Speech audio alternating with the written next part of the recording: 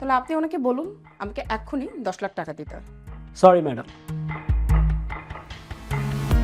Chairman sir নিজে এসে signature করার আগ পর্যন্ত আমি আপনাকে একটা টাকাও দিতে পারবো না। এই রুলটা চেয়ারম্যান স্যার নিজেই তৈরি করেছেন। আপনার সাহস দেখে আমি রীতিমতো অবাক হয়ে যাচ্ছি। আপনি আমাকে রুল শেখাচ্ছেন?